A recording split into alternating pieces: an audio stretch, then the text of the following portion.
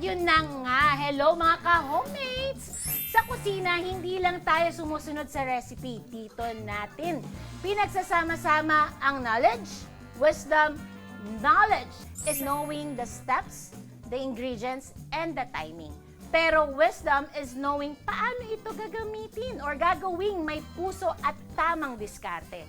Kasi sa pagluluto, tulad ng buhay, hindi lang bilis ang mahalaga, kundi tamang proseso at pasensya, syempre.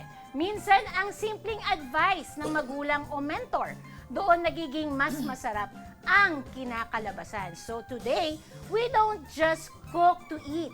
We cook to learn, to share, and to grow with wisdom. Kaya, tara, luto na tayo or mix-mix na tayo. Come on! Yes! Samba time!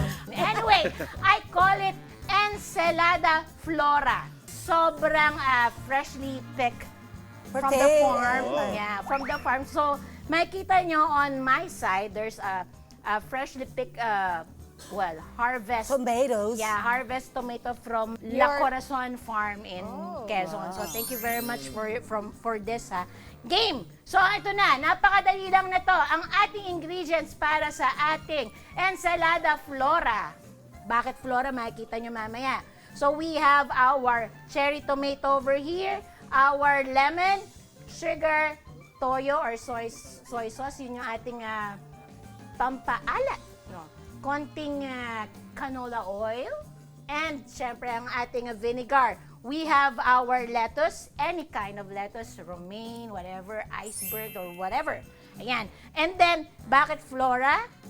Kasi meron po tayo mamayang ilalakok na edible flowers. Yun. Naks! Wow, ang ganda ng color. Siyempre, meron tayo to.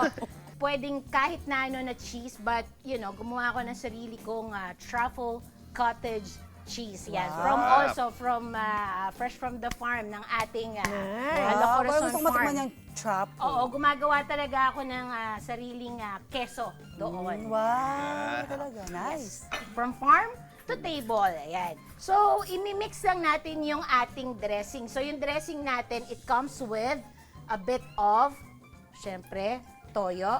Dahil pag walang toyo, walang suyuan. At langis, tapos ating konting citrus, ang ating acid, ang ating vinegar. Dahil pag walang vinegar, walang asim. Okay? From our mix-mix ensalada flora. Ayan. And then, we'll also add sugar. Sugar. Pag walang sugar, walang honey. Ayan. So, mix lang natin siya. Ayan. Mix lang natin siya. Yan. Okay. So, from here, syempre, gagawa na tayo ng ating greens. Yung greens natin, i-break lang natin. Alam nyo, ang maganda dyan, ako, I usually cut my greens using my hands. Oo nga, Kasi mas sapol. Kasi makikita nyo, mas gusto ko yung uneven yung itsura sa sa pinggan. And then cut na rin natin diyan yung ating tomato, syempre. Lagay natin lang diyan. Ganyan lang tayo kasimpleng magluto. This is cook with knowledge and Wisdom. Alright. So, lagay din natin yung konting... Inspired kayo lahat ngayon. Oo nga. Ewan ko kung anong meron. Ilagay na natin dyan yung ating dressing. Yung dressing natin, actually, pag tinawag mo to in a culinary side, this is based on vinaigrette. Meaning, nandun yung acid, nandun Lahat yung ng vinegar. acid. Pag vinaigrette. Oo. Lahat So, na. lagay lang natin dyan. Wow. Ayan, oh. Diba? Ako na naman kakain yan.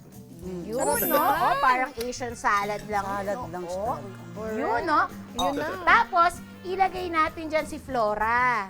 Po yan. okay. Yung Yan. mga flowers Nandyan yung pala yan. marigold, nandyan yung blue pea o Pero butterfly. din pala siguro yung bulaklak ng kalabasa, no? Ito pa, sabi ko nga sa Ayan, inyo, gusto ko ito tikman ay ng pwedeng kanyang- wala, pwedeng hindi. Oo nga. Pero ito, masarap kasi ito. This is truffle. I don't know if Yes, I you're would like to familiar with taste truffle.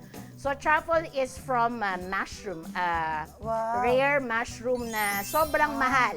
So, we have now a Kumbaga mo naman very ng cheese. beautiful ensalada. Yay! Flora. Yun.